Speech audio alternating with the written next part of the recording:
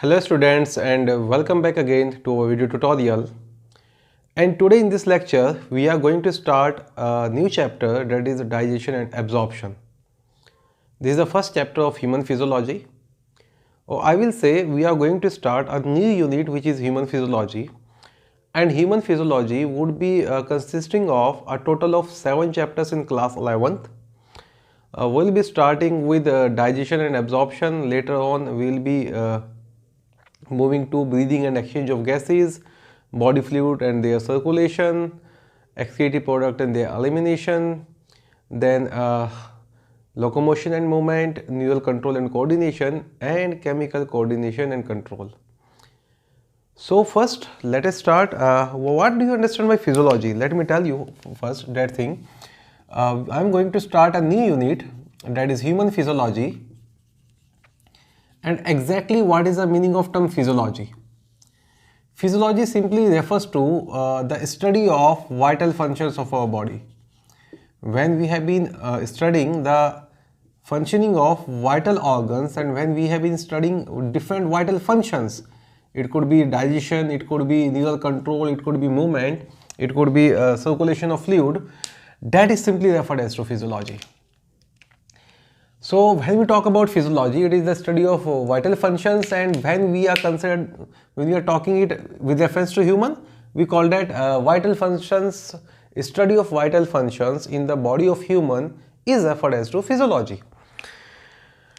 Now, before starting physiology, something which worth remembrance here is about the father of modern physiology.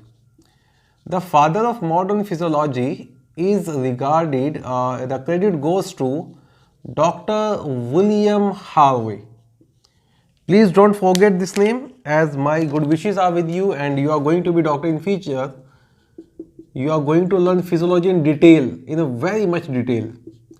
So Dr. William Harvey is referred as to father of human physiology, modern human physiology. See, earlier on there was a concept of health. And Hippocrates, who is the father of medicine, as well as Indian Ayurvedic system, used to believe that health is a balance in the body fluids, which they call black bile. And those persons which are having excess of black bile, they are having high temperature and they were referred as to hot personality. Later on, William Harvey, who actually discussed human circulation in detail, designed thermometer for measuring the body temperature, and he actually discarded that black bile concept. We are not very concerned about the black bile concept right now. Black bile concept would be discussed in immunology later on in class 12th. But for the time being, let me make it very clear that William Harvey is considered as father of human physiology, modern human physiology, and the credit goes to, due to the work of William Harvey on the different functioning of circulatory system, and due to the work of William Harvey on the measurement of body temperature. So William Harvey is mainly concerned with study of circulatory system and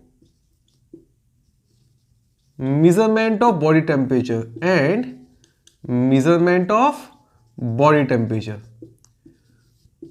So sometimes you might be asked that who is regarded as father of modern physiology. Don't forget this name.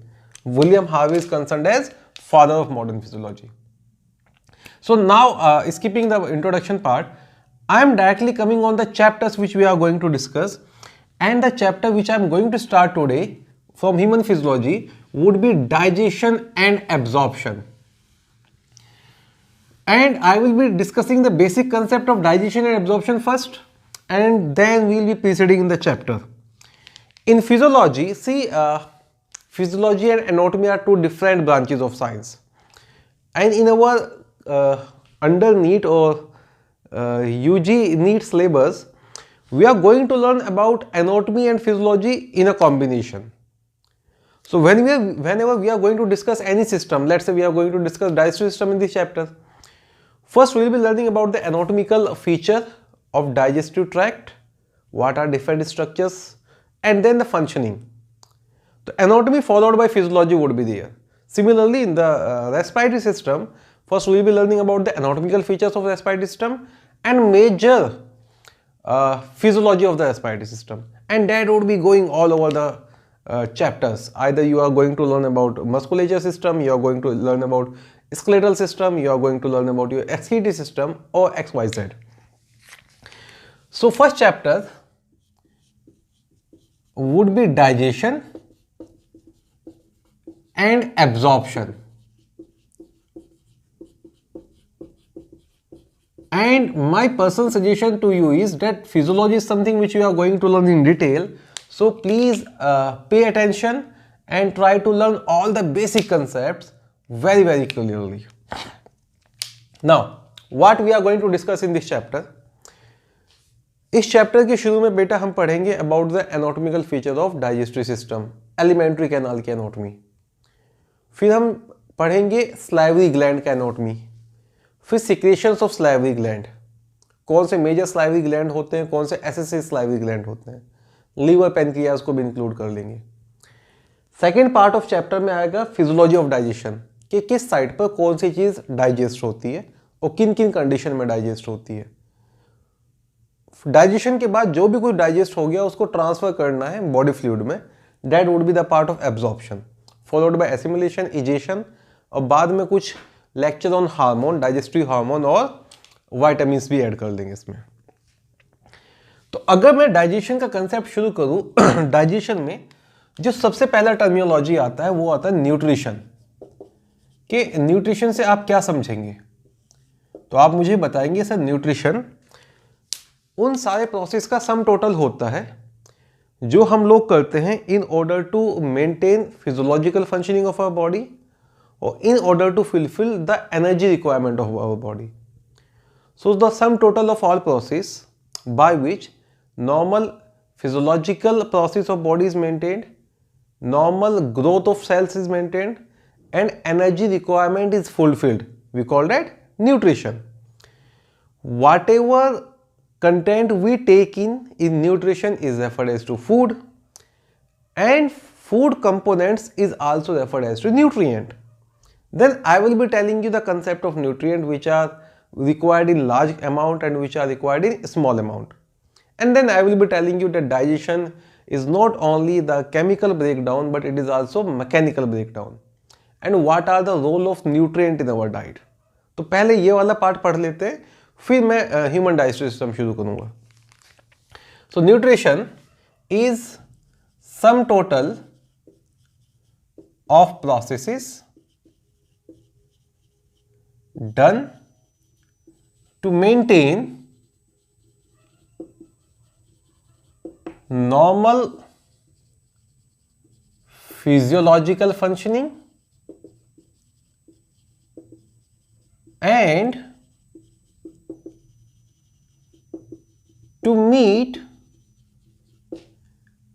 energy requirement of human body, right?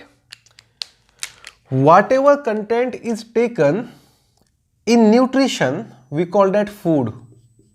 So food is contents taken in nutrition.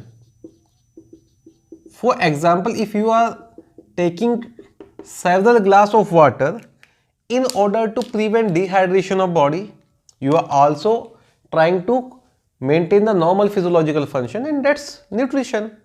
So water is a food, my answer would be yes, and I will be telling you in category of nutrients. Food consists of nutrients, and now this thing is important. Nutrients, there are two categories of nutrients. One category of nutrient is known as principal or proximate component. Principal component or proximate component, and second category is referred as to protective component. So whatever food I am taking in my daily life, that food consists of two type of component. One is the principal and proximal, and second is protective component. The principal component are those one which is used by my body for the production of energy. So they are the one which provides energy. So whatever component of food provide me energy is proximate or principal or main content. Those content which do not provide energy but are required for the normal functioning of my body, for the maintenance of physiological function, for maintaining homeostasis, those component is referred as to protective. In principal and proximate component, you can learn carbohydrates make up the principal and proximate component, the major source of my food. Either it is in rice, it is in roti, XYZ. Second is proteins. Third is fat, all lipids. So these are the one which is going to provide me energy, and they are the principal component of food.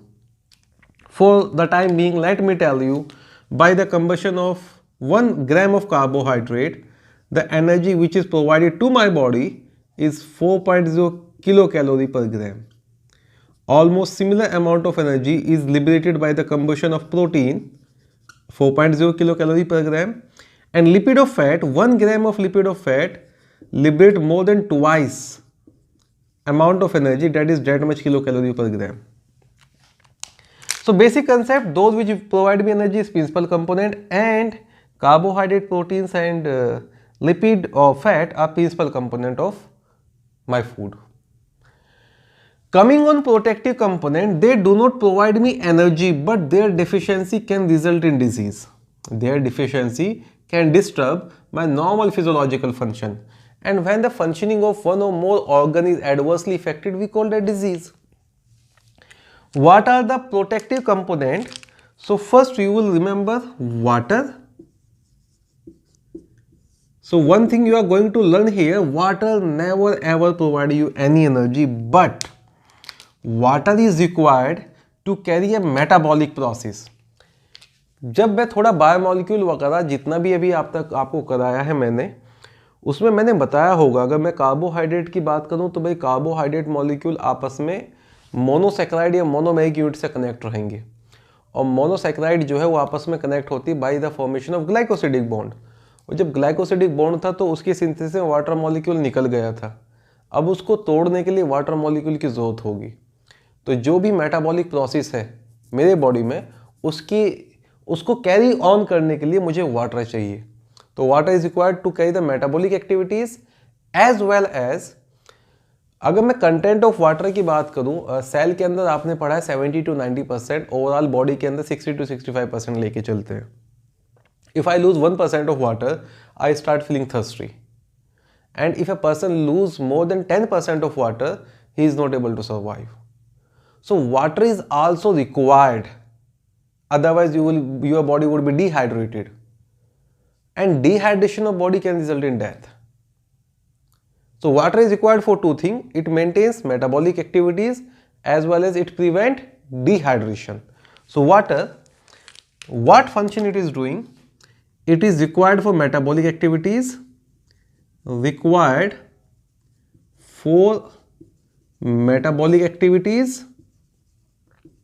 Even let me tell you, if you want to eliminate carbon dioxide from your body, so carbon dioxide would be dissolved in water, water is required there as well, and it prevents dehydration. So you better know, if your body is hydrated, even your skin would be glowing and all the metabolic activities would be running very smoothly. So first protective component is water. Second protective component would be minerals. Minerals also do not provide any energy, but they are required for different physiological activities.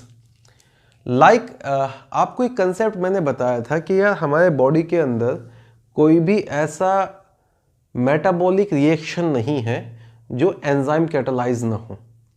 तो हर एक metabolic reaction enzyme catalysed है, और ऐसे बहुत सारे enzymes हैं जिनको अपनी फंक्शनिंग के लिए मिनरल आयन चाहिए। तो जब आप एंजाइम्स पढ़ोगे तो मैं आपको बताऊंगा कि भाई कुछ को फैक्टर होते हैं जिनके बाइंड करने के बाद ही हमारे एंजाइम काम करना शुरू करेंगे। या अगर आप अपना टॉपिक थोड़ा सा रिवाइज करें कि what is the function of mineral ions और inorganic component in a cell, तो मैंने बताया होगा कि भाई आपको मैग्नीज, मैग्नीशियम, कॉपर, आयरन ये कहाँ कहाँ चाहिए होते हैं। ठीक है, इवन मैं एक रिएक्शन की बात कर रहा था कि भाई कार्बन डाइऑक्साइड और वाटर में डिसॉल्व होता है, और उसके लिए एंजाइम चाहिए होता है कार्बोनिक एनहाइड्रेज, और कार्बोनिक एनहाइड्रेज के लिए zinc ion is very important. या फिर मैं अगर अपने एक्स्ट्रा सेलुलर फ्लूइड या इंटर सेलुलर फ्लूइड की बात करूं तो उसमें सोडियम और पोटेशियम चाहिए होता है। या फिर अगर नॉर्मली मैं अपने मेंटेनेंस ऑफ बोन्स की बात करूं उसके लिए मुझे कैल्शियम चाहिए होता है। So minerals are is also required and deficiency of mineral would be resulting in disease. They do not provide us energy. यार एक छोटा सा है, आपका बड़ा कॉमन सा है कि यार जो थायराइड का हार्मोन होता है ना थायरॉक्सिन, उसके लिए आयोडीन की जरूरत होती है, उसकी सिंथेसिस तभी होगी जब आयोडीन होगा। और अगर किसी को आयोडीन डेफिशिएंसी है तो उसको गॉइटर हो जाता है। तो गॉइटर वो कंडीशन है जब हाइपो सिक्रेशन ऑफ थायरॉक्सिन होगा। तो एनीवेज मिनरल्स आर रिक्वायर्ड, और मिनरल्स को मैं दो कैटेगरी में क्लासीफाई करूंगा। कुछ मिनरल्स होते हैं जिनको पर डे डाइट में 100 mg से ज़्यादा चाहिए होते हैं, उनको मैं बोल दूंगा macro element. There are certain elements which are required more than 100 mg per day, more than 100 mg per day। और कुछ होते हैं जो मुझे 100 mg per day से कम चाहिए होते हैं, they are more than 100 mg per day, and there are certain which are required in less than more than 100 mg per day। उनको मैं ट्रेस एलिमेंट भी कह सकता हूँ और माइक्रो एलिमेंट भी कह सकता हूँ। तो मिनरल्स भी आपकी रिक्वायरमेंट में, जैसे प्लांट वगैरह में पढ़ते हैं आप, कुछ मैक्रो एलिमेंट होते हैं, कुछ माइक्रो एलिमेंट, ऐसे ही एनिमल बॉडी के लिए, ह्यूमन बॉडी के लिए, depending upon the requirement, they could be macro, they could be micro. अब मैं यहाँ पर ये बता देता हूँ कि वो मिनरल्स जो आपको लेस देन 100 चाहिए, जो आपको less than 100 mg per day चाहिए, वो कौन से होते हैं, और जो मोर देन 100 mg पर डे चाहिए वो कौन से होते हैं। मैक्रो एलिमेंट में आता है sodium, something important, potassium, chloride ion, ये कोई भूलने वाली चीज़ नहीं है, इवन सल्फर, फॉस्फोरस, मैग्नीशियम, ये सब आपको चाहिए होते हैं। Calcium more than 100 mg per day. तो sodium, calcium, potassium, chloride, sulphur, phosphorus, magnesium ion, ये सारे के सारे आपके 100 mg पर डे के हिसाब से चाहिए। जब माइक्रो एलिमेंट की बात करते हैं तो बेटा आयोडीन माइक्रो एलिमेंट में आता है, जिंक माइक्रो एलिमेंट में आता है, copper micro element, cobalt micro element, manganese micro element, molybdenum micro element. तो कुछ होते हैं जो आपको लेस देन 100 mg चाहिए, वो माइक्रो एलिमेंट में चले गए, और जो मोर देन 100 mg चाहिए वो मैक्रो एलिमेंट में चले गए। तो प्रोटेक्टिव कंपोनेंट में पहला जो आपने पढ़ा था वो था वाटर। वाटर चाहिए होता है मेटाबॉलिक एक्टिविटीज के लिए और प्रिवेंशन ऑफ डिहाइड्रेशन के लिए। दूसरा होता है मिनरल, और तीसरा प्रोटेक्टिव कंपोनेंट होता है वाइटामिन्स।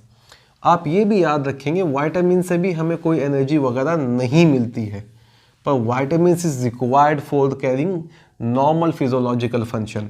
आप पढ़ते भी रहते हैं या आप नॉर्मल लाइफ में देखते होंगे, doctor use to recommend us multivitamin tablets. तो वाइटामिन्स का एक अलग लेक्चर रखेंगे in the end of chapter, और उसके बारे में I will be telling you कि भाई वाइटामिन्स के क्या क्या रोल होते हैं अलग अलग फंक्शनिंग में। वाइटामिन्स को एंजाइम की तरह काम भी कर सकता है। वाइटामिन्स आपका जो है आई विल से जो एनर्जी मॉलिक्यूल होते हैं, जैसे आप NAD पढ़ते हो उसके अंदर निकोटिन एमाइड होता है, और नियासिन कह दो अगर मैं, या फिर आप FMN पढ़ते हो उसके अंदर फ्लेविन होता है, तो they also act as a energy carrier molecule, component of energy carrier molecule, but they do not provide us energy. ठीक है, तो वाइटामिन्स तकरीबन 21 मिनरल होते हैं और 20 वाइटामिन्स होते हैं। तो वाइटामिन्स आर दोज अमीन, देखो those amines which are vital for your life is vitamin, vital amines, and vitamin are involved in the regulation of different physiological function but they do not provide us energy। एक बहुत simple सा concept है, क्या हमारी जो eyes होती है, जो रेटिना होता है, उसमें जो फोटो रिसेप्टर सेल हैं वहाँ पे vitamin A as a photo pigment काम करता है, और अगर आपके फोटो पिगमेंट की कमी हो जाएगी तो आपको क्या, तो नाइट ब्लाइंडनेस हो जाएगा, ज़ीरोफ्थैल्मिया, ड्राइनेस ऑफ आई हो जाएगी।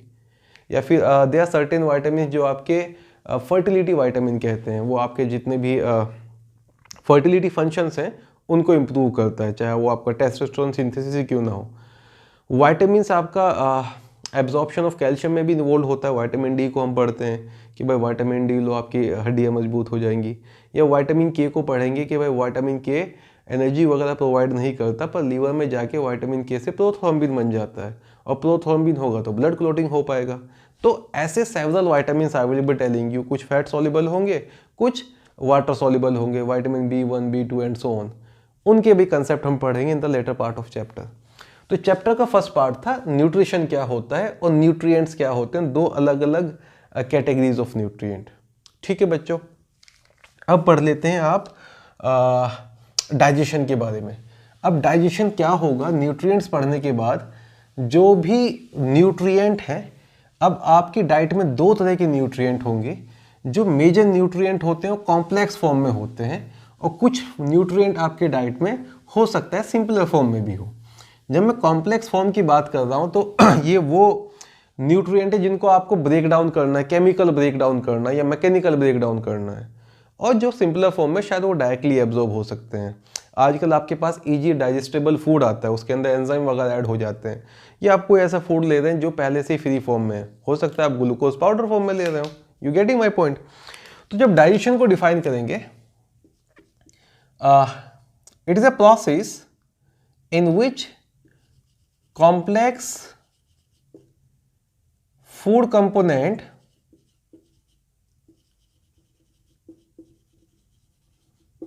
is converted into simple absorbable form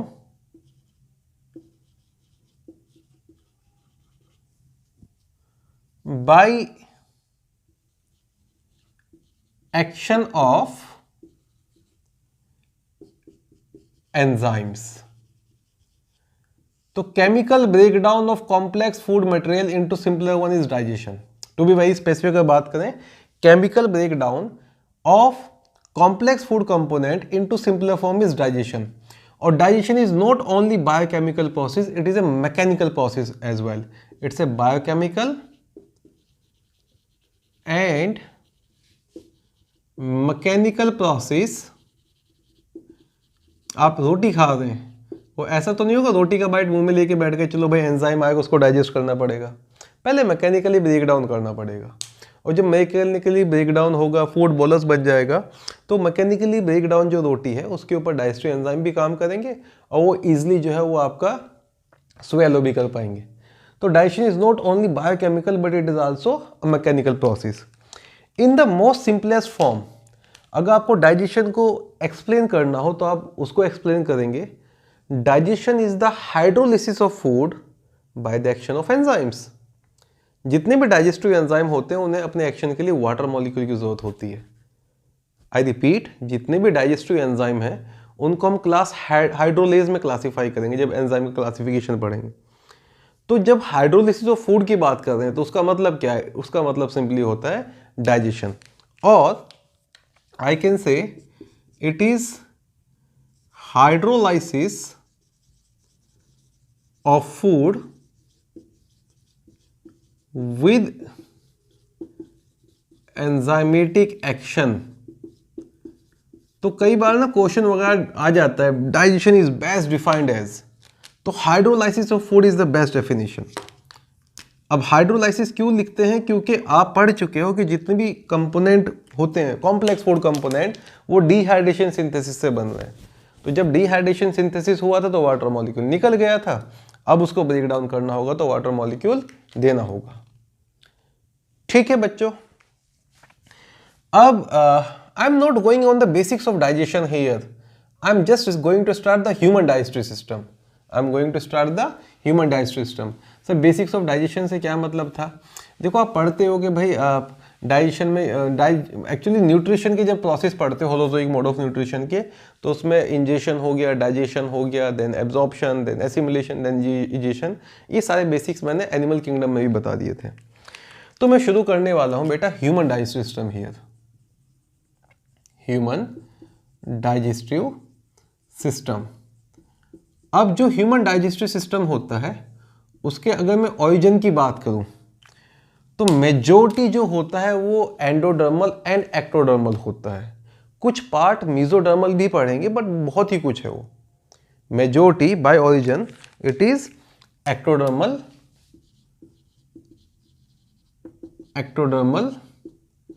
and endodermal in origin.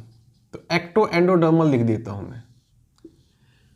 हमारे बॉडी में जो ट्यूब लाइक स्ट्रक्चर होती है बच्चे, चाहे वो आपकी जीआईटी हो, चाहे वो यूरिनरी ट्रैक्ट हो, वो सारे ही एंडोडर्मल होते हैं। तो जब मैं डाइजेस्टिव सिस्टम का म्यूकोजा वाले पार्ट की बात कर रहा हूँ तो वो सारा एंडोडर्मल होता चला जाएगा, और जब मैं उसकी आउटर कवरिंग की बात कर रहा हूँ मीन टू से सिरोसा, तो वो सारा आपका एक्टोडर्मल होता चला जाएगा। पढ़ा ना, एपिथेलियल टिश्यू तीनों जेमिनल लेयर से बन जाते हैं। तो inner epithelium is endodermal and outer epithelium is ectodermal. सवाल कभी अगर पूछा जाए मेजर डाइजेस्टिव ऑर्गन कहां से बने हैं तो एंडोडर्मल मेजर, और कंप्लीट डाइजेस्टिव सिस्टम कहां से बना है तो it is ecto and endo in nature. Digestive system में दो कंपोनेंट हमें पढ़ने हैं। पहला पार्ट जो होगा that would be it consist of alimentary canal and it consist of digestive glands. Digestive glands, जब भी कभी हम चैप्टर में जीआईटी वर्ड पढ़ेंगे तो जीआईटी का मतलब होता है गैस्ट्रो। गैस्ट्रो वैसे वर्ड होता है स्टमक के लिए, इंटेस्टाइनल ट्रैक्ट। तो एलिमेंट्री कैनाल में जो मेजर पार्ट होता है वो स्टमक और इंटेस्टाइन ही पढ़ के आएंगे। बाकी भी पार्ट, अगर मैं सलाइवी ग्लैंड, पैनक्रियाज, लिवर की बात करूं, they are also part of our digestive system but they are nearby. Alimentary canal में इसोफेगस, माउथ, एनस के अलावा जो मेजर पार्ट होता है वो गैस्ट्रोइंटेस्टाइनल ट्रैक्ट। तो जीआईटी वर्ड काफी मैं यूज करूंगा, तो आप प्लीज वो वर्ड याद रखेंगे। अब मैं शुरू कर रहा हूं बेटा human alimentary canal. Directly I am going to start about human alimentary canal, और वन बाय वन सारे structures of human alimentary canal पढ़ लेंगे। और जो कुछ एक्चुअली देखो, डाइजेशन इज ए चैप्टर जो क्लास 10th में भी आप फ्रेशली पढ़ के आए हो, 1 साल भी नहीं हुआ है शायद आपको, तो काफ़ी सारी चीज़ें तो आप 10th में ही पढ़ लेते हैं टीएससी की तैयारी करते करते। कुछ चीज़ें जो आपको क्लियर नहीं है वहाँ पे क्लियर हो जाएगी। तो let me start with alimentary canal of human. अब पहले एनाटॉमी पढ़ना है एलिमेंट्री कैनाल का। तो एलिमेंट्री कैनाल शुरू होता है, it start with mouth. Mouth is followed by buccal cavity. Buccal cavity में हम 2 पार्ट पढ़ेंगे। पहला होगा आपका बक्कल वेस्टिब्यूल, दूसरा होगा that oral cavity. Buccal cavity is continued with pharynx. Pharynx in case of digestive system it opens into oesophagus. Actually pharynx से आपको 2 पाथवे बताए जाएंगे, एक फूड पाइप, एक wind pipe. Oesophagus opens into stomach. Stomach's on the nearby side is having liver. Then comes duodenum, the part of small intestine. Then comes jejunum and ileum. So these ileum, jejunum and duodenum are small intestine. Small intestine इसलिए नाम रखा है क्योंकि इसका diameter कम है और length में ज़्यादा होता है, 6.25 मीटर के करीब। फिर ये ओपन होगा कॉलोन के, ये ओपन होगा आपका सीकम के अंदर। सीकम से एक एक्सटेंशन आता है जिसको बोलते हैं वर्मीफॉर्म अपेंडिक्स, और सीकम और वर्मीफॉर्म अपेंडिक्स दोनों ही ह्यूमन के अंदर फंक्शनल नहीं होते। एक्चुअली वो फंक्शनल होते हैं आपके हर्बीवोरस एनिमल में। तो वर्मीफॉर्म अपेंडिक्स तो आप पढ़ के भी आते हो, वेस्टिजियल होता है। देन कॉलोन, कॉलॉन जो फर्स्ट पार्ट होगा वो असेंडिंग कॉलॉन होगा, ascending colon would be continuing into transverse colon, transverse colon would be opening into descending colon, descending colon opens as sigmoid colon or pelvic colon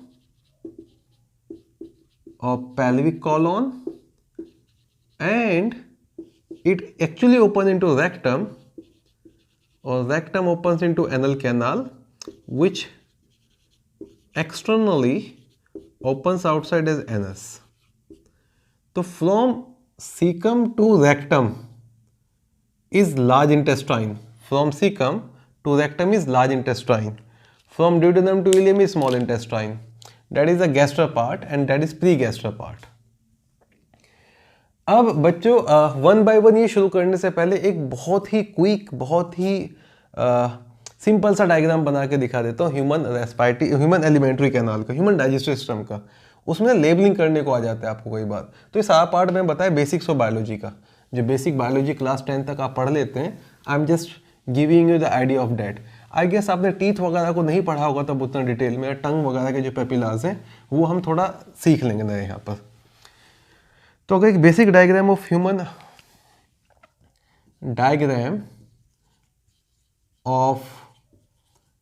human digestive system बनाऊं मैं, तो आप ना याद रखेंगे कि ये बोर्ड छोटा है मेरा, तो मैं कोशिश करूंगा इसी के अंदर चीज़ों को लिमिट करने की। And don't make fun of that diagram. Let's I am starting from here और ये उसके नॉस्ट्रिल्स हो गए और ये जो ओपनिंग है that is what we call mouth. अब माउथ हो गया यहाँ पर ये स्लिट लाइक ओपनिंग और माउथ ऊपर वाला पार्ट होगा पैलेट और नीचे वाला पार्ट होगा फ्लोर। पैलेट में भी जो एंटीरियर पार्ट होगा इसको बोलेंगे हार्ड पैलेट और जो पोस्टीरियर पार्ट है जिसके अंदर स्मूथ मसल्स हैं और आपका एपिथेलियम है उसको बोलेंगे सॉफ्ट पैलेट। और सॉफ्ट पैलेट हैंग करता है like this. Actually soft palate terminate into a hanging structure which we call uvula. यहाँ पर लेट से आपके ये नॉस्ट्रिल्स हैं और ये नेजल कैविटी है पैलेट के ऊपर, और नेजल कैविटी में ऊपर यहाँ पर होगा internal layers. Obviously there would be pair of internal layers here. अब ये पार्ट जहाँ पर इंटरनल लेयर्स ओपन होते हैं ये फेरिंग्स का पार्ट है, इसको बोलते हैं नेजोफेरिंग्स। ठीक है बच्चे, इस नेजोफेरिंग्स में एक ट्यूब ईयर से भी आ रही है, दो साइड से एक एक ट्यूब आएगी, तो इस ट्यूब का नाम होता है यूस्टेशियन ट्यूब। Eustachian tube. तो नेजोफेरिंग्स में याद रखेंगे कि दो चीज होती है, एक तो आपका इंटरनल लेयर्स ओपन होंगे, दूसरा आपका यूस्टेशियन ट्यूब ओपन होगी। On the floor of buccal cavity is a muscular organ which is located here and we called it tongue. और यहाँ पर एक बोन मैं रिप्रेजेंट कर रहा हूँ अभी, आप इसका नाम याद रखना हायोइड बोन, और टंग जो है हायोइड बोन के साथ अटैच रहती है। The name of this bone is hyoid bone. Tongue में I will be covering this part, right. Then अब ये पार्ट है जो कॉमन है, जो यहाँ का भी मटेरियल रिसीव कर रहा है यहाँ का भी। तो नेजोफेरिंग्स के बाद जो दूसरा पार्ट आएगा उसको बोलेंगे ओरोफेरिंग्स। तो फेरिंग्स में तीन पार्ट याद रखेंगे, nasopharynx only air, oropharynx both. फिर okay this is something important, यहाँ पर एक स्ट्रक्चर आती है बेटा जिसको बोलते हैं लैरिंग्स, और ये लैरिंग्स का ओपनिंग है। लेट से मैं लैरिंग्स को दिखा रहा हूँ इन ग्रीन कलर। तो ये स्ट्रक्चर जो है वो लैरिंग्स है, और लैरिंग्स का जो ओपनिंग है उसको बोलते हैं ग्लॉटिस। और ग्लॉटिस के ऊपर एक फ्लैप लाइक स्ट्रक्चर है जो होता है एपिग्लॉटिस, और यहाँ से ट्यूब शुरू हो जाएगी, इसको बोलेंगे विंड पाइप। अभी हम डाइजेस्टिव सिस्टम पढ़ रहे थे, हम इसके साथ कंसर्न नहीं है। यहाँ पर एक एरिया होगा जो लैरिंग्स के बाद है और ओपनिंग ऑफ इसोफेगस से पहले है। I repeat, a area which is behind लैरिंग्स and in front of oesophagus, इसको बोलते हैं लैरिंगोफेरिंग्स। तो फेरिंग्स के तीन रीजन हो जाएंगे, एक हो जाएगा आपका nasopharynx only air, oropharynx both, और लैरिंगोफेरिंग्स ओनली फूड। फिर जो ओपनिंग ऑफ इसोफेगस होती है, let's say this is oesophagus here in black, opening of windpipe is glottis and opening of esophagus is gullet. Opening of esophagus is referred as to gullet and opening of windpipe is glottis. Okay, so we are very concerned about this windpipe here. Now this windpipe, it would be passing my neck, so would be having a cervical part, then passing my thorax, would be having a thoracic part. I am talking about esophagus, sorry, not windpipe. It would be passing my neck, cervical part, thorax, thoracic part, and it would be making a puncture in my diaphragm and then going to the abdominal cavity. So let's say here it is diaphragm, a dome shaped muscle, and this esophagus is having a part in neck, let's call that cervical region, then thorax, let's call it thoracic region, and there is an opening, and by this opening esophagus pierces, and this opening is referred as to, the name of this opening, if you want to remember, is esophageal hiatus. Esophageal hiatus is a opening in diaphragm. And why esophageal hiatus? The esophagus penetrates diaphragm and goes from thoracic region to abdominal region. Then comes a J-shaped organ. The shape of stomach is J-shape when it is empty. When you are having your stomach full of food, it is not J-shape, it might be O-shape as well. No fun in telling. So let's say this is your J-shape structure. All right. देखो, apart from joke, अगर मैं stomach का position की बात करूं, that is present in the left part of my body just beneath diaphragm. अगर आपको यहाँ पे पेन हो रहा है तो स्टमक में पेन नहीं है, अगर आपको यहाँ पे पेन हो रहा है तो स्टमक में पेन नहीं है. Don't look at my stomach, right. तो एग्जैक्टली जो स्टमक होता है, स्टमक का वॉल्यूम में जब स्टमक पढ़ाऊंगा आपको तो बताऊंगा वो 1.2 to 1.6 लीटर के आसपास है. और स्टमक का वॉल्यूम ऑलमोस्ट इंडिविजुअल में सेम ही होता है, बस थोड़ा हाइट वगैरह का फर्क आ जाता है वहाँ पे. तो स्टमक का पोजीशन होता है एक्सट्रीम लेफ्ट हेयर, और on the right side of stomach just below diaphragm would be present liver. तो अगर राइट साइड में कोई दिक्कत हो रही तो वो लीवर की दिक्कत हो सकती है, लेफ्ट साइड में दिक्कत हो रही है तो स्टमक की दिक्कत है. लीवर के ऊपर डायफ्राम और डायफ्राम के ऊपर लंग्स है, तो दर्द हुआ तो लंग्स में हो सकता है. ठीक है. तो let me make it very clear that liver in case of human is a bilobed organ. Liver के अलग से लेक्चर्स पढ़ेंगे हम. एंड लीवर का वेट भी डिपेंडिंग अपॉन मेल और female, it is about 1.5 kg, ऐसे याद रख लेंगे. और यहाँ पर ये सैक लाइक स्ट्रक्चर है जिसको आप बोलेंगे गॉल ब्लेडर. और ये गॉल ब्लेडर की डक्ट, ये लेट से लीवर से डक्ट आ रही थी और ये आपस में मिलके एक कॉमन डक्ट. ये पूरा सिस्टम पढ़ेंगे बाद में, आगे जैसे बढ़ेंगे चैप्टर में. तो जो अभी जब हम नॉर्मल एनाटॉमी पढ़ रहे हैं तो ये आपके पास यहाँ पे ख़त्म हो जाता है स्टमक. ये पाइलोरिक रीजन है, और पाइलोरिक रीजन के बाद एक सी शेप स्ट्रक्चर शुरू होता है जो फर्स्ट पार्ट ऑफ इंटेस्टाइन है, and let's call that duodenum. ठीक है. और ड्यूडेनम के पास एक डक्ट आता है, अ कॉमन डक्ट, जिसको बोलते हैं hepato pancreatic duct. Hepato word इसलिए है क्योंकि लीवर के कंटेंट लेके आ रहा है, और पैनक्रियाटिक वर्ड इसलिए है क्योंकि पैनक्रियाज के भी कंटेंट लेके आ रहा है. तो जो सी शेप कर्व होता है, इस सी शेप कर्व के अंदर एक लीफ लाइक ऑर्गन है, and that leaf like organ is pancreas. और ये पैनक्रियाटिक डक्ट आ रही, major pancreatic duct green colour में, this is pancreas here. Pancreas का अलग से लेक्चर होगा, डोंट वरी. और यहाँ पे एक बीन शेप ऑर्गन होता है पैनक्रियाज के ऊपर, we call that spleen. That bean shape organ is spleen here. और ये जो डक्ट आता है आपका from common bile duct from gall bladder and liver, वो कंबाइन हो जाएगा पैनक्रियाटिक डक्ट के साथ, और यहाँ पे एक एम्पुला बनता है जिसको बोलते हैं हेपेटो पैनक्रियाटिक एम्पुला और एम्पुला ऑफ वेटर. ये डायग्राम बाद में पढ़ेंगे, अभी जब एनाटॉमी पढ़ा हूँ खाली, ठीक है। तो liver, stomach, duodenum in red. फिर ड्यूडेनम के बाद let's say I should select the colour blue. Then second part आपके पास आएगा a coiled part, let's call that jejunum. और जेजुनम का लेंथ की भी जब बात करते हैं तो अबाउट 2.5 मीटर होता है ऑटोप्सी में। ऑटोप्सी का मतलब होता है डेथ के बाद, पोस्टमार्टम रिपोर्ट। और जो थर्ड पार्ट आता है दैट इज इलियम, और ileum is the longest part. और ileum makeup about 3.5 metre of small intestine. और जो भी मैं डाटा बता रहा हूँ ये सारा का सारा ऑटोप्सी का डाटा है। तो जब हम पढ़ेंगे ना एक करके सब चीज़ों को, तो शायद ये सब चीज़ें मेंशन भी करा दूंगा मैं। अभी ये मैं सोच रहा हूँ सब बोलते जा रहे हैं तो हम कैसे लिखें, just focus on this diagram. तो ड्यूडेनम, जेजुनम, इलियम। इलियम यहाँ पर ओपन होता है।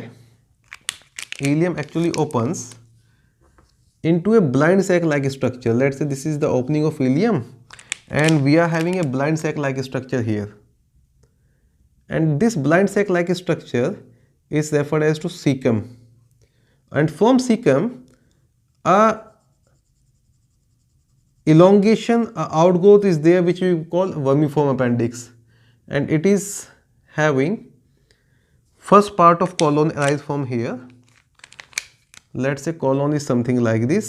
This is ileocecal wall here and first part of colon arise from here like this.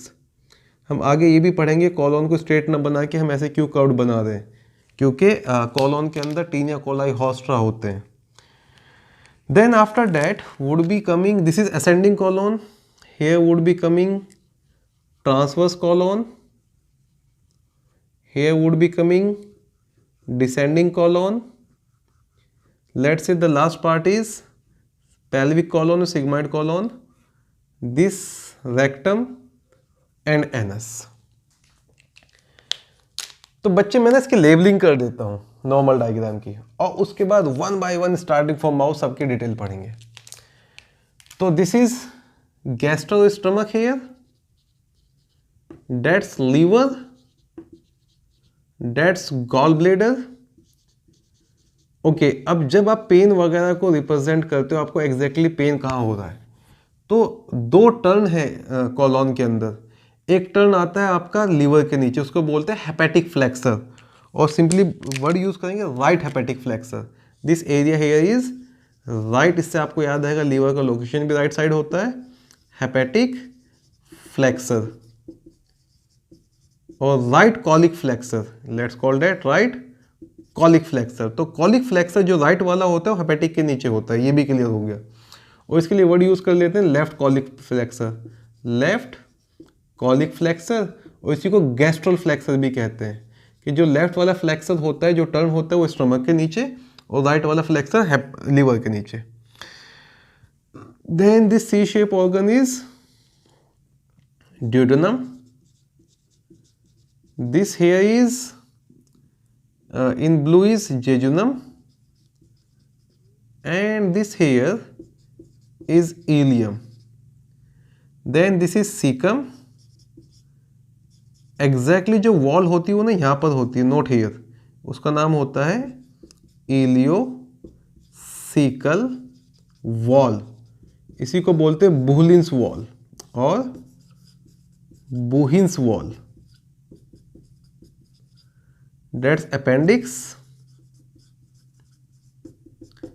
ascending colon, transverse colon, descending colon, sigmoid colon, rectum and anus. Now if you really want to draw this diagram, just pause the video and draw it. तो वैसे तो मुझे लगता है 9th-10th में आप पढ़ ही लेते हैं। मैंने ना यहाँ पे ग्लैंड्स वगैरह नहीं शो की है, ऑब्वियसली जगह नहीं थी, पर बक्कल कैविटी के बाद स्लाइवरी ग्लैंड होती है, 3 पेयर ऑफ स्लाइवरी ग्लैंड होती है, वो डिस्कस कर लेंगे। तो बच्चे ये हो गया आपका anatomical feature of human digestive system. ठीक है, अब वन बाय वन शुरू करते हैं माउथ से।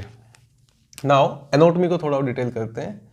तो माउथ एक वर्टिकल स्लिट होता है, माउथ इज ए ओपनिंग और slit mainly made for intake of food.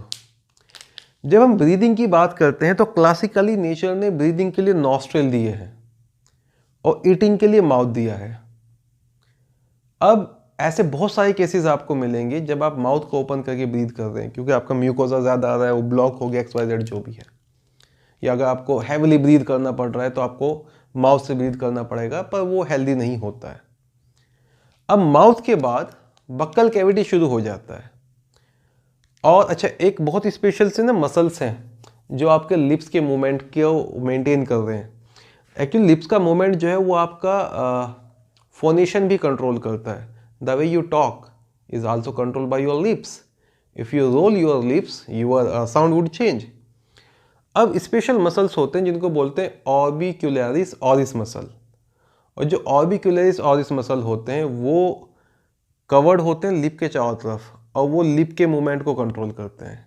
Lip के चारों तरफ जो मसल फाइबर हैं उनको बोलते हैं ऑर्बिक्युलरिस ऑरिस, और जो ऑर्बिक्युलरिस ऑरिस मसल्स हैं वो कंट्रोल करते हैं movement of lip. Then buccal cavity में फ्रंट पार्ट एक पार्ट होगा जो आपके टीथ और लिप्स के बीच में है। एग्जैक्टली बोलो तो गम्स और लिप्स के बीच में है। कुछ लोग होते हैं जो खाने को टीथ से आगे रख लेते हैं। I am not talking about those people here. जब हम वेस्टिब्यूल की बात करते हैं, vestibule is that free space between your gums, cheeks and lips. तो ऑर्बिक्युलरिस ऑरिस मसल एंड वेस्टिब्यूल को मेंशन कर देता हूं। फिर hard palate, soft palate and floor of tongue, और उसके बाद आगे चलते रहेंगे। वुल्वा का फंक्शन बता दूंगा। वुल्वा का काम ये होता है कि भाई फूड को डायरेक्ट करता रहता है इसोफेगस में, और जो जब आप खाना खा रहे हो तो वुल्वा इंटरनल लेयर्स को कवर कर लेता है ताकि खाना वगैरह वहाँ पर ना जाए। और भी वुल्वा के फंक्शन हो गए, कभी वॉमिटिंग वगैरह आ रहा है। अच्छा, स्पिंक्चर्स वगैरह भी मेंशन कर लो इसमें, ये डायग्राम में याद रखने वाले हैं। यहाँ पर जो स्पिंक्चर होता है उसको बोलते हैं गैस्ट्रो इसोफेजियल स्पिंक्चर और कार्डिक स्पिंक्चर, और जो यहाँ पे स्पिंक्चर होता है उसको बोलते हैं पायरोलिक sphincter. When I say sphincter, I mean to say modified smooth muscle which can control the opening and closing of any tube. So this sphincter here is gastroesophageal sphincter. Sphincter modified muscles होते हैं जो किसी भी tube के opening and closing को control करते हैं, and इसी का नाम होता है कार्डियक स्पिंक्चर। और इस स्पिंक्चर को हम बोलेंगे पाइलोरिक स्पिंक्चर। तो ये भी डायग्राम में मेंशन कर लेना, it's worth mentioning, remembrance here. ठीक है बच्चों, are we done up to here? ये हटा देता हूँ ताकि ये वाला पार्ट मैं बोर्ड का यूज़ कर सकूँ। ठीक है, मैं ये हटा रहा हूँ ताकि ये वाला पार्ट बोर्ड का मैं सही से यूज़ कर सकूँ।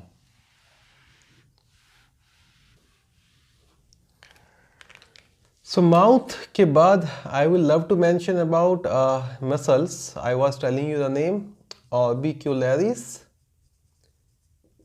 oris muscles. They encircle your lip and control movement of lips. Right?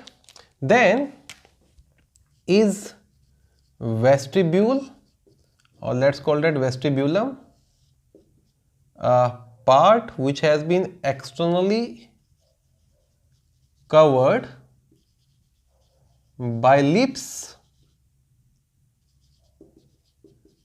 internally by gums, and laterally by cheeks. Right? Then comes oral cavity और मेन बक्कल कैविटी, इसको बक्कल वेस्टिबुलम भी कह देते हैं। Then is oral cavity और main cavity. अब मैं ये बना रहा हूं आपकी ओरल कैविटी बच्चों। जो रूफ ऑफ ओरल कैविटी है इसको बोलते हैं पैलेट,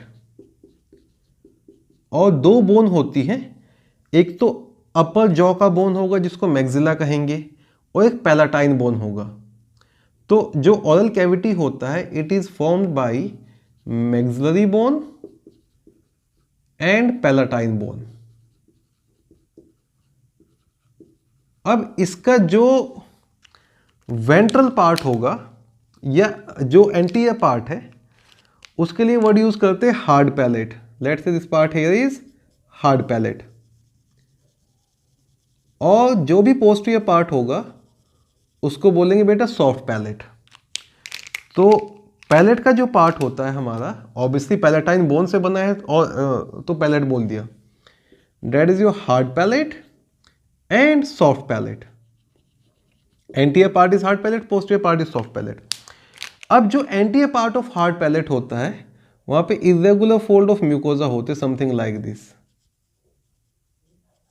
अब इनरेगुलर फोल्ड ऑफ म्यूकोजा के कई सारे फंक्शन होते हैं. एक फंक्शन तो ये होता है कि जब आप फूड को चीव कर रहे हैं तो आपका जो एपिथेलियम है वो इंजर ना हो जाए, इसलिए ये इरेगुलर फोल्ड है. दूसरा, प्रॉपर मिक्सिंग ऑफ फूड हो जाए या फूड होल्ड हो जाएगी जगह पर, फूड सीधा जो है स्लिप होकर सॉफ्ट पैलेट में जाए, वो भी फंक्शन होता है इसका. तो ये जो वेंट्रल पार्ट पर, this is the ventral part here, on the ventral part of hard palate ये जो भी इरेगुलर फोल्ड ऑफ म्यूकोजा होते हैं उनको बोलते हैं र्यूगे. फिर आता है सॉफ्ट पैलेट. सॉफ्ट पैलेट में आपके म्यूकोजल एपिथेलियम होगा और स्मूथ मसल फाइबर होंगे. आपने पढ़ा है पूरा बक्कल कैविटी स्ट्रेटिफाइड एपिथेलियम से बना होता है, वो नॉन केराटिनाइज्ड होता है. तो stratified epithelium of mucosa and muscle fibre, and this is simply stratified epithelium here. अब जो सॉफ्ट पैलेट होता है वो हैंग करता है समथिंग लाइक दिस, और इसको बोलते हैं, देखो वेलम वर्ड बताया था ट्रू मेम्ब्रेन के लिए, और पैलेट का वेलम है तो इसको बोलते हैं velum palati. Other word is velum palati और वुल्वा और यूवुला, सॉरी, और यूवुला. तो यूवुला और velum palati is the name for hinder part और posterior part of soft palate. अब इसके दो काम होते हैं, एक तो फूड को डायरेक्ट करते हैं इसोफेगस में, और दूसरा ये आपका इंटरनल नॉस्ट्रिल को भी कवर करता है. ये आपका इंटरनल नॉस्ट्रिल को भी कवर करता है. On the dorsal side of velum palati there would be internal nostril. At the floor here is a muscular organ, no fun in telling this is tongue here, and tongue would be attached with the floor by a special connection which we call lingual frenulum. I will be telling you in term of tongue कि what is lingual frenulum. अब before moving ahead to esophagus, ये lower jaw का bone है तो ये mandibular bone होगा, और ये अपर जॉ का बोन है, और यहाँ पर होते हैं बेटा टीथ, और इसमें होती है टंग. तो हमें पढ़ लेना चाहिए अबाउट टीथ एंड टंग कि भाई टीथ का स्ट्रक्चर क्या होता है, टीथ के लिए कौन कौन से आप जो है नॉर्मल कौन कौन से टर्मिनोलॉजी यूज करते हैं, और टंग के ऊपर क्या क्या स्पेशलाइजेशन होते हैं. ठीक है बच्चों, अब मैं शुरू करने वाला हूं. पहले मैं टंग बता देता हूं, उसके बाद मैं टीथ बताऊंगा. ठीक है, and I am rubbing all this part now. ये पहले टीथ बता दूं फिर टंग बताऊंगा. I guess you won't mind if lecture goes 1.5 hours, या would you? Your board syllabus is completed for the upcoming test. I am talking about Dharwad students right now, and as per the instructions and as per my suggestion, you should complete your zoology syllabus also, as last week you don't have any class there, right? In Nanol this content has been done, already done. So in the buccal cavity, first let me tell you about human tongue. Flow से शुरू करते हैं, human टंग से. So it's a muscular organ.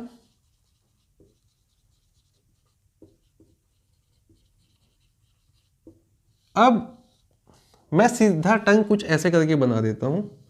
Let's say this is human tongue here, and that is the free part, and on that part that is attached. तो ये free part हो जाएगा, वो अटैच्ड पार्ट हो जाएगा. ठीक है, पहले तो बच्चों टंग का ना डोर्सल साइड और वेंट्रल साइड देखें आप.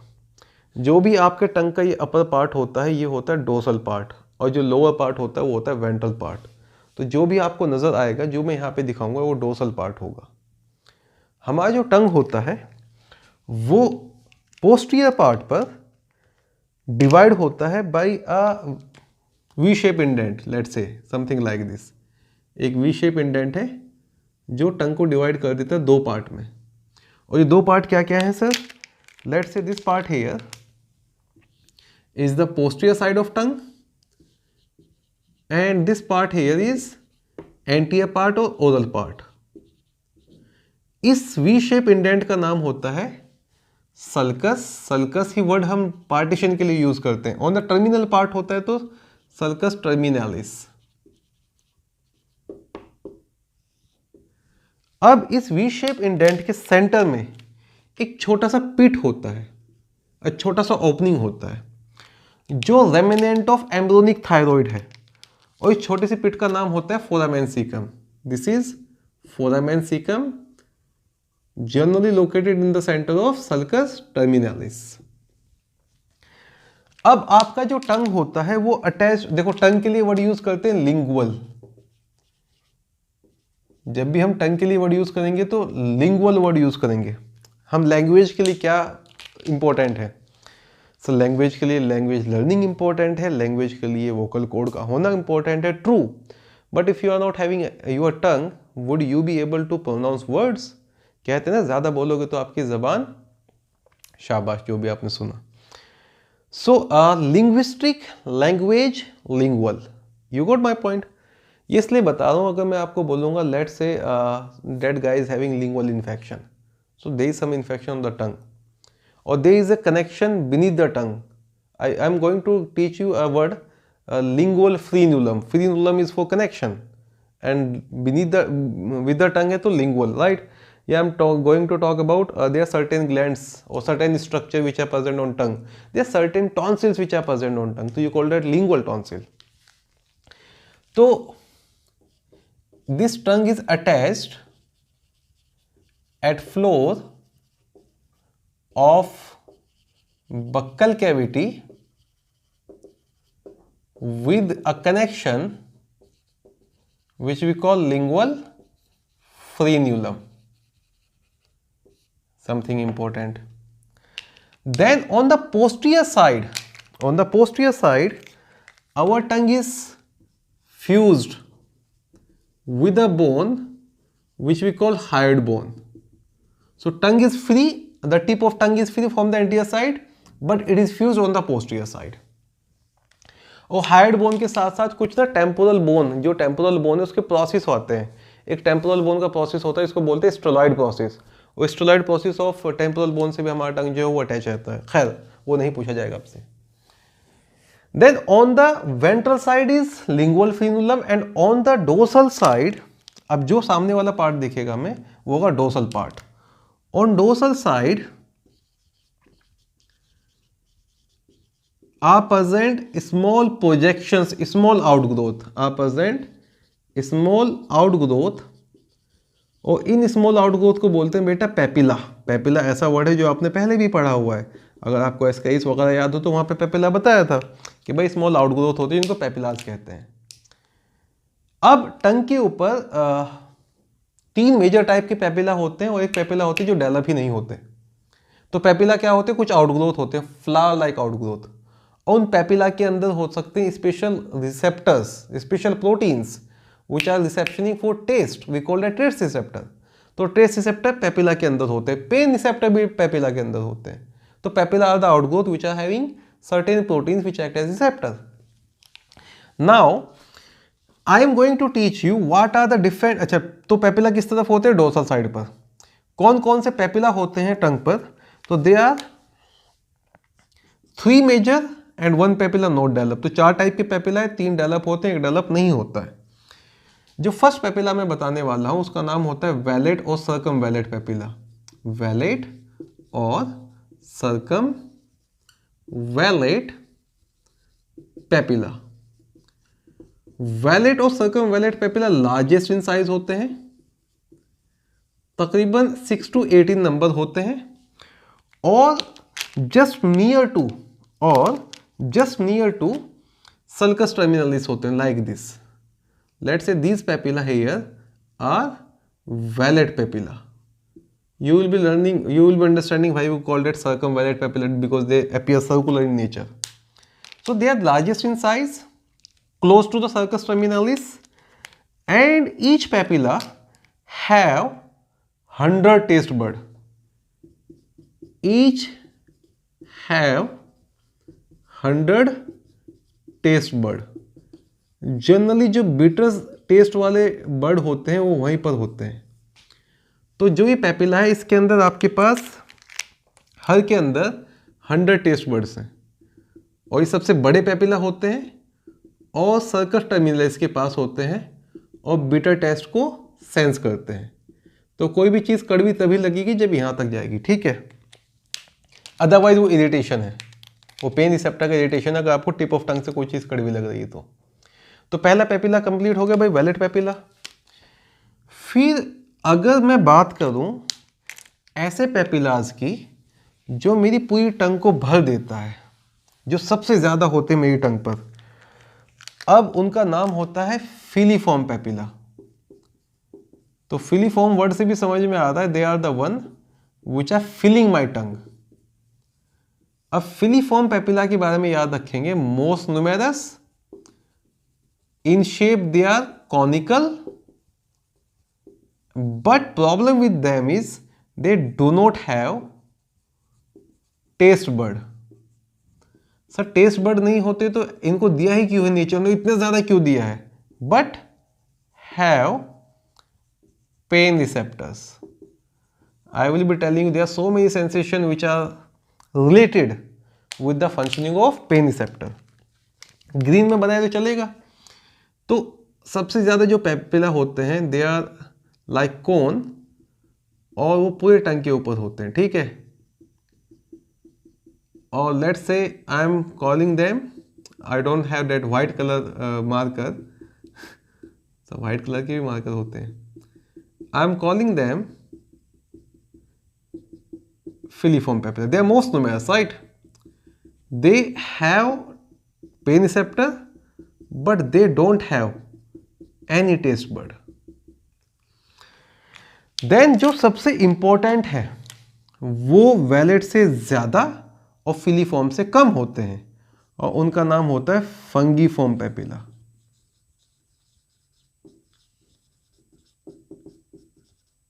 इनके बारे में याद रखेंगे बच्चों, ये राउंडेड होते हैं और आपकी ज़बान पे जो भी रेड कलर के डॉट्स नज़र आ रहे हैं वो सारे के सारे,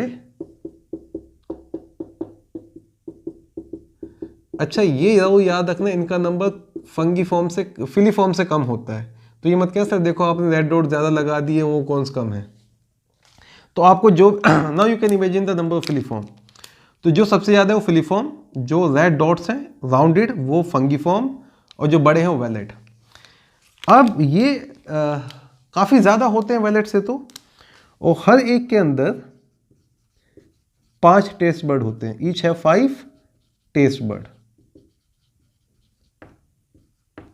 यही होते हैं मेजर। एग्जैक्टली जो टिप होती है वो स्वीट के लिए होती है, फिर साइड्स सॉल्ट और थोड़ा ऊपर जाओ तो सॉल्ट के लिए। तो ये तो क्लासिफिकेशन है, मगर स्वीट के रिसेप्टर आपको साइड में भी मिल जाएंगे और सॉल्ट के रिसेप्टर आपको टिप पे भी मिल जाएंगे, सॉल्ट के रिसेप्टर भी। तो जो भी रिसेप्टर्स होते हैं inter mix with each other, ठीक है। तो जब हम पेपिलास की बात करते हैं बच्चों, तो पेपिलास स्मॉल आउटग्रोथ है, सबसे बड़े होते हैं वैलेट, सबसे ज्यादा होते हैं फिलीफॉर्म और सबसे इंपॉर्टेंट होते हैं रेड कलर के जो डॉट्स हैं वो है फिंगीफॉर्म। कुछ पेपिलास हैं जो एडल्ट में डेवलप नहीं करते हैं और चाइल्डहुड में ही डीजनरेट कर जाते हैं और on the side of tongues यहाँ पे उनका कुछ रेमिनेंट नजर आएगा, इनको बोलते हैं फोलिएट पेपिला। तो मैं ऐसे याद रखता हूँ कि भाई ये पेपिलास हैं वो डेवलपमेंट में लेट हो जाते हैं इसलिए डीजनरेट कर जाते हैं, तो let is foliate, right. Foliate papilla do not develop in human. जब मैं मैन की बात करूं तो मैं ह्यूमन की बात कर रहा हूं बेटा, ठीक है। They degenerate during the childhood. तो टंग की जब बात करते हैं, apart from the organ of your speech, tongue is the organ of your taste. Tongue is the organ of your taste. Taste receptor tongue के अलावा भी कहीं होते हैं, आंसर इज यस। कभी गस्ट्रेटरी रिसेप्टर में पढ़ लेना, जब नर्वस सिस्टम पढ़ेंगे तब। Even your epiglottis and pharynx also do have certain taste receptor. Anyways, papillas, valate, filiform, fungiform and foliate. ठीक है बच्चों. अब टंग के पास कौन से रिसेप्टर नहीं होते हैं टेस्ट वाले? ह्यूमन टंग के पास there is no receptor for chillies, there is no receptor for black pepper, there is no receptor for hot sauces. तो जो फीलिंग ऑफ इरिटेशन होता है वो होता है due to the sensation of pain receptor. कोई भी चीज़ आप अगर खा रहे हो उसके अंदर कुछ वोलेटाइल केमिकल हैं, वो आपके पेन रिसेप्टर को इरिटेट कर रहे हैं. तो वो जो इरिटेशन ऑफ पेन रिसेप्टर से जो फीलिंग आई है उसी को बोलते हैं फीलिंग ऑफ स्पाइसीनेस, मिर्ची लगना. और जितना ज़्यादा इरिटेशन होगा उतना ज़्यादा ही स्पाइसीनेस लगेगा. तो आप याद रख लेना कि स्पाइसीज के लिए हमारे पास रिसेप्टर वगैरह होते ही नहीं है. मैंने से species I am talking about chillies, right. Red chillies के नहीं होते हैं. ये मत बोलना ग्रीन चिलीज के होते हैं क्या, ऑब्वियसली ग्रीन चिलीज के भी नहीं होते हैं. ठीक है. सो एक स्टेटमेंट और टंग के लिए कि जो भाई टंग होता है human tongue, it does not have, there is no receptor for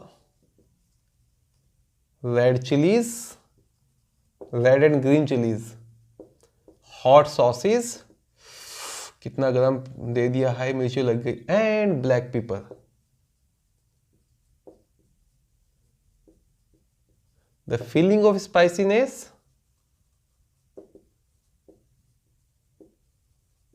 is due to irritation of pain receptor. कई बार होता है ना कि आपने कुछ तीखा सा खा लिया और कुछ वक्त तक आपको वो फीलिंग ही जा नहीं रही है, या फिर मिर्ची वगैरह खाने के बाद घर वाले क्या ऑफर करते हैं, सर धक्का दे देते हैं, बाहर निकलो घर से, पानी वगैरह ऑफर करेंगे. तो जो भी वोलेटाइल केमिकल अटके हुए रिसेप्टर्स में, प्रोटीन्स में, वो डिजोल्व हो जाएंगे, वॉश अवे हो जाएंगे. You got my point. एक और चीज़ याद रखना टंग के रिलेटेड कि भाई जो डॉग वगैरह होते हैं उनके टंग के ऊपर स्वेट ग्लैंड भी होते हैं. और जो पेंटिंग ऑफ डॉग होता है, जो डॉग के मुंह से पानी आता रहता है, वो ड्यू टू सेलिवेशन नहीं होता है, ड्यू टू स्वेटिंग होता है. तो जो पेंटिंग ऑफ डॉग करता है तो वो अपने बॉडी के अंदर एक कूलिंग इफेक्ट करता है. और ये थोड़ा पुराना कंसेप्ट है. नया कंसेप्ट कुछ और है कि भाई painting of dog cooling effect के लिए नहीं होता है. पर हम उसको ना मान के अभी यही मान के चले कि जो पेंटिंग ऑफ डॉग होता है that is for the cooling effect. तो वो एक्चुअली स्वेट आ रहा है. ठीक है. और टंग के फंक्शंस की बात करें, organ of speech, organ of taste, और क्या करता है, help in the mixing of food when we have been chewing it, making of food bolus. फिर आप याद रखेंगे you can use your tongue, you can use your tongue for cleaning your teeth. सही रहने दो. ठीक है बच्चे. तो ये टंग के बारे में हो गया. तो टंग के बारे में रिसेप्टर्स वगैरह पूछ लिए जाते हैं. और आज हम अभी मतलब फॉर द मीन टाइम अभी यहीं रुक जाते हैं. नेक्स्ट लेक्चर में I am going to start with the structure of teeth, different type of dentition, different terminology. Then जितना भी एनाटॉमिकल पार्ट है उसका मेजर फीचर्स बताता चला जाऊंगा, histology of alimentary canal, and then digestive gland शुरू करेंगे. एक लेक्चर और लगेगा अभी हमें डाइजेस्टिव ग्लैंड तक पहुंचने में. I guess more than 1 hour का एक लेक्चर और लगेगा. ठीक है, अगर हो पाया तो. I will try to make it concise for NEET level. So this is all for now. I wish you a very good day ahead. Keep working hard. Please ये दिमाग में ना है कि सर ने 2 चैप्टर शुरू कर दिए एक साथ. The major problem is that कि नानोल में ये पूरा पार्ट ऑलमोस्ट चैप्टर ख़त्म हो गया है. और अगर मैं आपको अभी डाइजेशन शुरू करता हूँ सिर्फ, तो ब्रीदिंग नहीं हो पाएगा. और we are having test next week. तो आवर टारगेट वुड बी कि ब्रीदिंग और डाइजेशन साथ साथ चलते रहें. And I have complete confidence on you कि आप साथ साथ पढ़ते रहेंगे. ठीक है. चलो, take care guys. Good night. Class is over. Thank you.